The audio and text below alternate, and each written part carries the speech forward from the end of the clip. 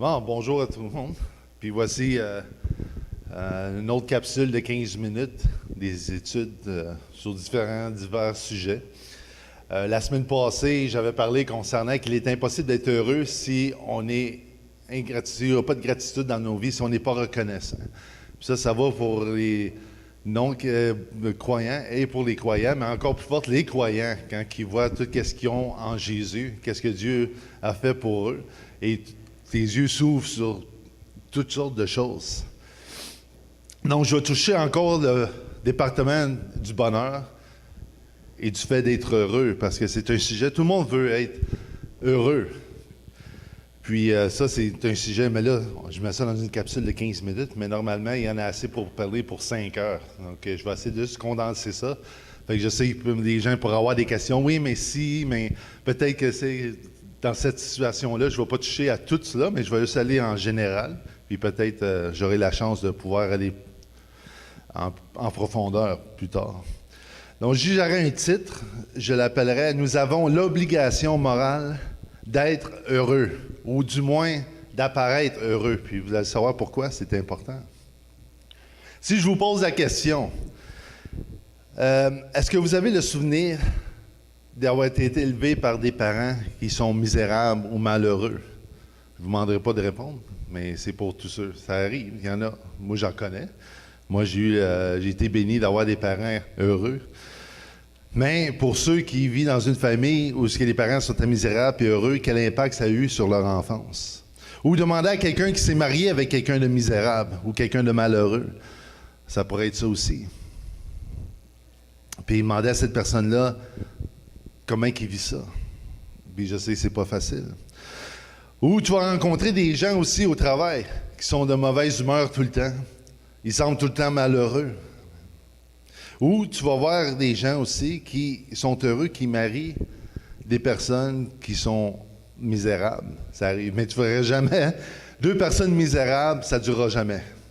Parce que ceux qui sont misérables, malheureux, ils ne veulent pas se marier avec des semblables à eux autres, ceux qui sont comme eux autres. Ils savent. Ils savent qu'est-ce qui est bon pour eux autres. Mais parce qu'ils sont attirés par les gens qui sont heureux. Ceux qui sont heureux, ils attirent les gens. Puis les gens aiment être avec eux. Ceux qui sont malheureux puis misérables, ils ne veulent pas rencontrer un autre misérable, ça ne marche pas. Ils ne veulent pas savoir.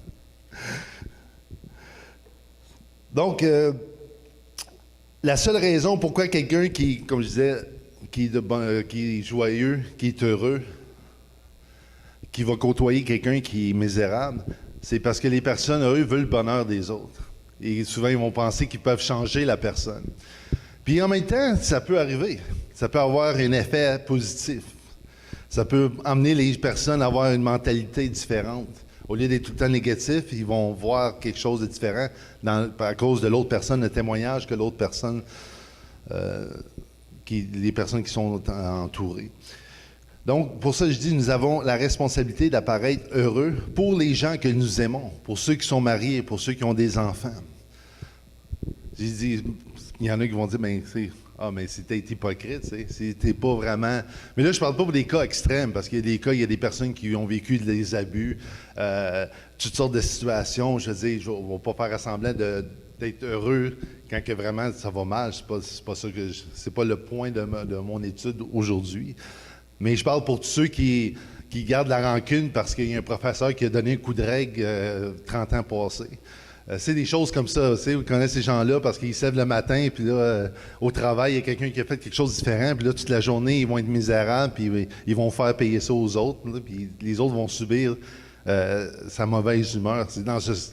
C'est pour ces cas-là, c'est pas pour les cas extrêmes, parce que chaque personne est différente, puis leur misère, puis les choses qui arrivent, les gens réagissent de différentes façons. Mais en général, mais là, je parle aussi pour les croyants, encore plus forte raison. Donc, nous avons la responsabilité d'être heureux pour les gens que nous aimons, nos épouses, nos enfants, nos amis, que ceux qu'on côtoie. Même si on ne ressent pas pleinement joyeux, mais au moins de ne pas leur faire subir notre notre sentiment de quoi que ce soit qu'on peut ressentir, notre colère ou quoi que ce soit. Ils n'ont pas à subir ces choses-là. Donc, c'est toujours important d'en parler par contre. C'est pas dire à ma femme, ça va super bien aujourd'hui, puis dans le fond, ça ne va pas. On peut être ouvert puis en discuter, ça fait partie du processus. Dans Romains 8, 9, je pense que je vais vouloir, je ne sais pas, ma Bible avec nous. Je ne sais pas si quelqu'un peut me l'ouvrir et juste me le citer. Parce que moi, je l'ai mis dans mes mots, mais peut-être qu'il y en a qui veulent l'entendre.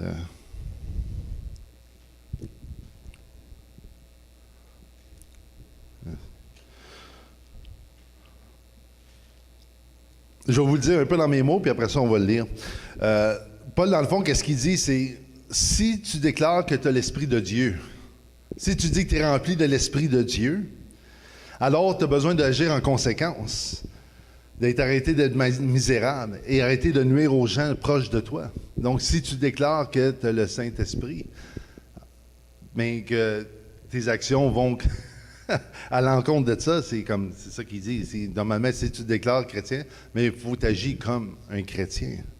Même si en dedans, tu ne le sens pas, mais tu as la responsabilité de paraître de cette façon. Je ne sais pas si Dominique il peut me lire le passage de Romains 8, 9. Attends, si tu peux me lire en avant, s'il vous plaît. Comme ça, on pourra l'entendre à la caméra. Merci.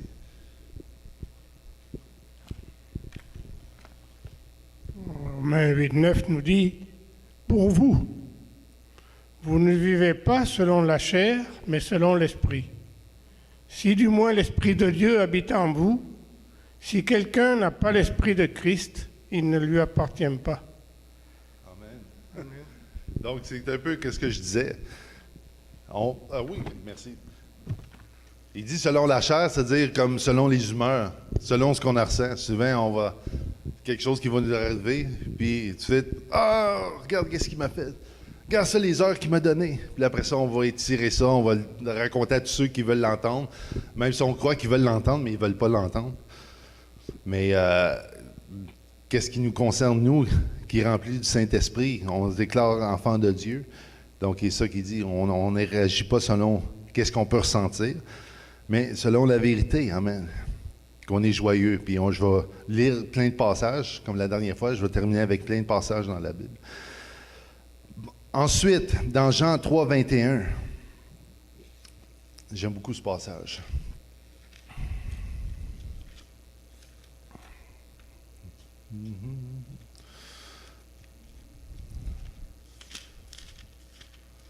OK, 3, 21, qui dit... Mais celui qui agit selon la vérité vient à la lumière, afin que ses œuvres soient manifestées parce qu'elles sont faites de Dieu. Donc ici, c'est dit, il est important d'apparaître quoi? Heureux, parce qu'on va à la lumière, on voit qu'on a été, que nos péchés ont été pardonnés à cause de ce que Jésus a fait. Puis normalement, on devrait apparaître heureux. En tout cas, c'est une bonne nouvelle pour ceux qui vont à la lumière. Amen.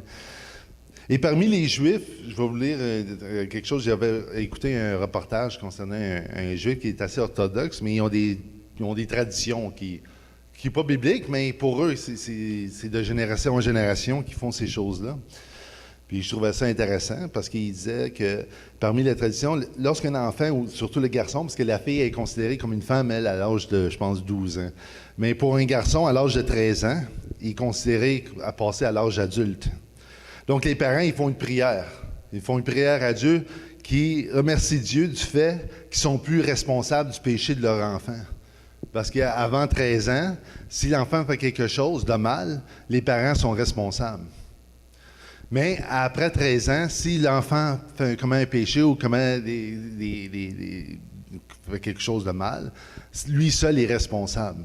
Parce qu'il considère qu'à 13 ans, ils peuvent savoir qu'est-ce qui est bien ou qu'est-ce qui est mal. Puis, en tout cas, pour les Juifs, la manière qu'ils sont élevés, là, on dirait ça ici aujourd'hui, comme en Amérique du Nord, là, qu'à 13 ans, l'enfant est responsable puis c'est plus les parents.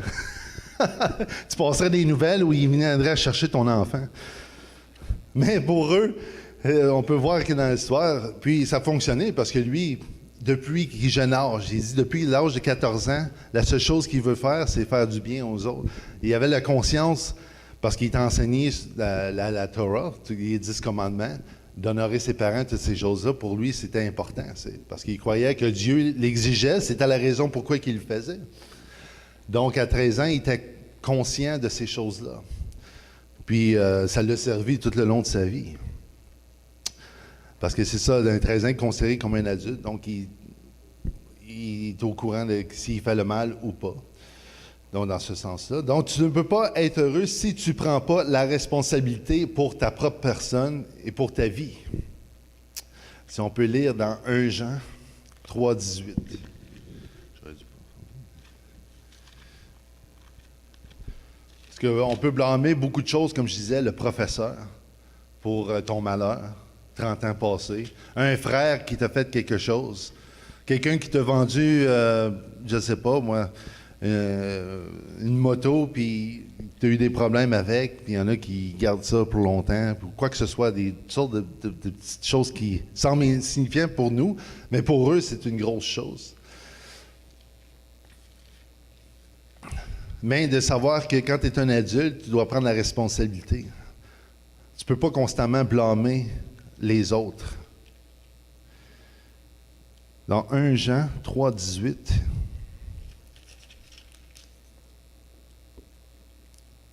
Petit enfant, n'aimons pas en parole et avec langage, mais en action et en vérité.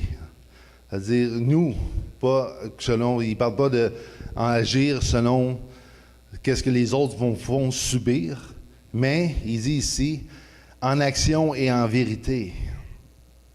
Il parle pour la propre personne. Pas seulement qu'est-ce qui sort de ta bouche, mais aussi toutes tes actions. Donc, la joie est contagieuse. C'est prouvé. Ceux qui sont heureux ont une grande chance de rendre quelqu'un d'autre aussi heureux.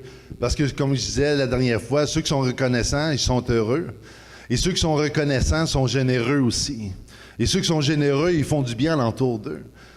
Et ceux qui reçoivent une personne heureuse et généreuse, ça a un impact aussi dans sa vie. Et que ce soit au travail ou que ce soit à la maison. N'importe où ce que vous vous trouvez. Donc, Jésus était reconnu aussi, pas pour comment il se sentait, mais pour ses actions. Qu'est-ce qu'il a fait? Pour sa bonté, sa patience, sa générosité, puis aussi sa gratitude. Malgré ce qu'il pouvait ressentir, Jésus pouvait ressentir la tristesse, l'abandon, il l'a vécu, la douleur. Mais Jésus était heureux et il paraissait toujours heureux. Et Jésus a dit, vous allez pouvoir faire qu'est-ce que j'ai fait et encore des choses plus grandes. Je sais que pour beaucoup de monde, ça peut être grand de se comparer à Jésus. Mais n'oubliez pas que Jésus est venu dans la chair, amen, pour rencontrer notre souffrance. Jésus est venu sur la terre pour rencontrer notre souffrance. Quand on dit aux gens, tu ne peux pas savoir qu'est-ce que je vis, mais Jésus, il sait. Il est venu rencontrer notre misère. Il est venu rencontrer nos ténèbres. C'est pour ça qu'on est libre aujourd'hui. Je vais vous lire des versets. Donc, laissez la joie de Jésus le Christ avoir une influence et transformer vos vies et celles des autres. Voici le jour que le Seigneur a fait. Chantons et dansons de joie. Psaume 118, 24. Un cœur joyeux peut guérir une maladie. Là, il ne dit pas Dieu peut guérir une maladie. Il dit un cœur joyeux peut guérir une maladie. Fait que si un cœur joyeux peut guérir une maladie, un cœur malheureux peut emmener la maladie. Ben moi, c'est comme ça que je le vois. Donc, un cœur joyeux peut guérir une maladie, mais la tristesse fait perdre des forces. Dans Proverbe 17, 22. Vous manquez de force, soyez joyeux. Que Dieu qui donne l'espérance vous remplisse, à cause que c'est Dieu, à cause de l'espérance qu'on a en Dieu, c'est pour ça qu'on est joyeux. Ce que Dieu qui donne l'espérance vous remplisse de paix et de joie à cause de votre foi, alors vous serez plein d'espérance par la puissance de l'Esprit Saint. Romains 15, 13. Soyez toujours dans la joie en étant unis au Seigneur. Donc on ne peut pas être joyeux et séparé de Dieu. En même temps, on est unis à Dieu, donc on est toujours joyeux. Je le répète, soyez dans la joie. Donc, il l'a répété, ça c'est l'apôtre Paul qui était emprisonné, qui a été laissé pour mort parce qu'on l'a lapidé, qui a été trahi.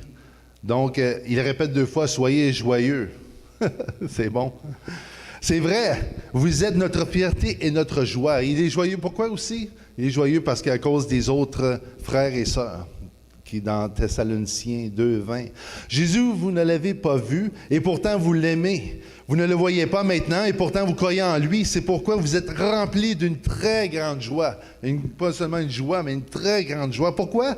Parce que vous ne l'avez pas vu et pourtant vous l'aimez. Vous ne le voyez pas maintenant, mais pourtant vous croyez en lui. C'est pourquoi vous êtes remplis d'une très grande joie. Une joie si grande qu'on ne peut même pas en parler. Cette joie, vous l'avancez parce que vous êtes sauvés. Voilà la récompense que vous gagnez en croyant en Jésus. En croyant en Jésus, vous avez une récompense, vous devenez joyeux et heureux.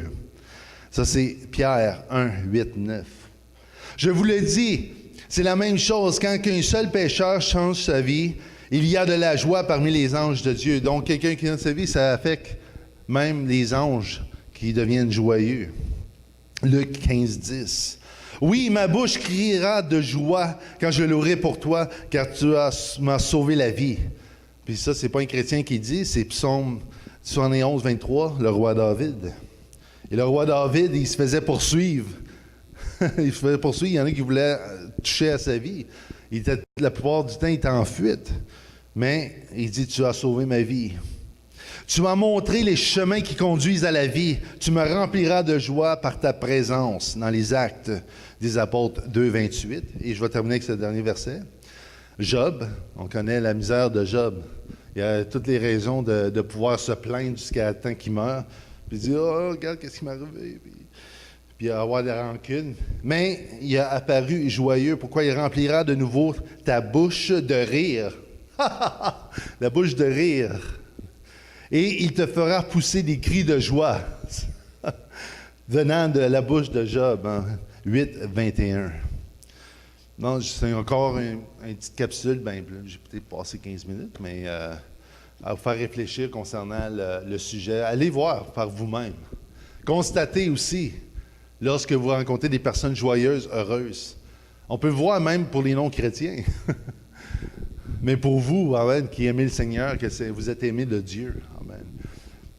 Allez voir ces versets-là. C'est juste les lire. Amen. Ça fait déjà un impact.